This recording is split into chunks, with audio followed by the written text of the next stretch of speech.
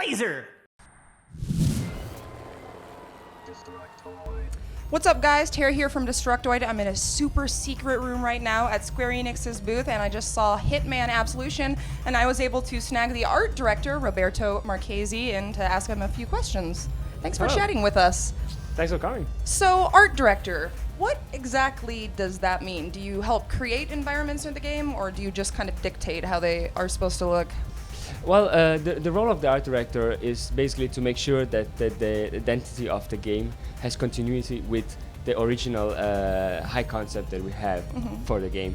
Most of the levels, they start with just a vague idea of what we want, or maybe just a title.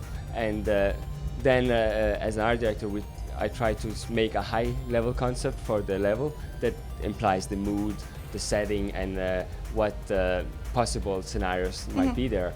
That high concept is then given over to the level designers, who use it as inspiration to create the level, and they're free to use it in whatever way they want. And once they have mock-up geometry that is that has a proven gameplay and that is worth pursuing, that mock-up geometry gets given back to concept artists that try to skin it with according graphics or drawings that can then be given over to the graphic artists that produce the level.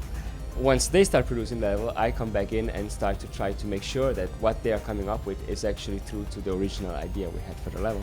How do you figure that out? Like, what research is involved in designing a game that's kind of grounded in reality like this, with real locations? Well, we have, for instance, one of the main locations of the game is Chicago, and one of the first things we did during this project was actually sending some people over to Chicago and taking pictures of the place, because we just wanted to have an idea of what type of city we are dealing with.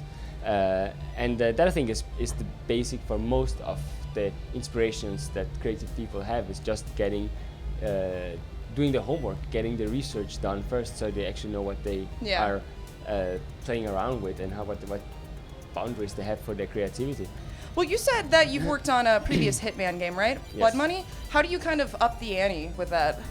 Well, we really wanted to have a much more ambitious plan for Absolution compared to Blood Money. We wanted to have better gameplay, a more advanced AI, and also graphics that looked the part.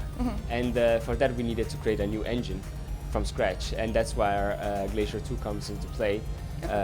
Hitman Absolution and the new Glacier 2 engine have been developed in parallel to each other, and one needed the other to be made, and the other one needed to push the Glacier 2 engine to come up with new features. Yeah, so are there any other environments that we can expect to see besides Chicago and Chinatown? Well, the Chicago we are showing is not a true to one-to-one Chicago. It's an ideal Chicago. It's a stylized Chicago, because we're going for a hyper-realistic feel, and we want to have also a very strong touch of noir into the game. And that might sound like a mouthful, but it really just gives us a lot of freedom to go crazy with the details, but at the same time don't be bound by reality too much.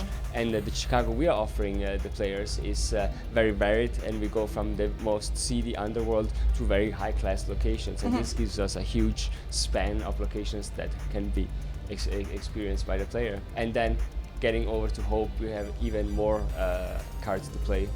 Yeah, I'm sure you've been getting this question a lot today, but sexy nuns. Tell us more about those. Were you involved in that at all? What other sexy creatures can we expect to see in this game? Well, there are many different surprises in store for the players, but what I think is important to understand regarding the traders is that they all have in common one thing, and that is that they show a level that is present in Hitman Absolution, and that is also the case for the nuns. That they are actually femme fatales dressed as nuns, and they are highly trained assassins sent over to take out Agent 47, and the player will have the chance to play that level. Are any of the other enemies going to be kind of like that sexualized? Well, is that like a common theme in the game?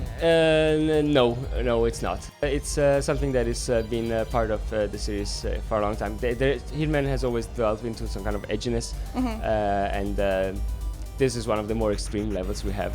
Yeah. Well, I can't wait to check out the full game. Thanks so much for talking with us. You guys can stay tuned here and to youtube.com/Rev3Games to watch all of our coverage. Roberto, thank you so much. You're welcome.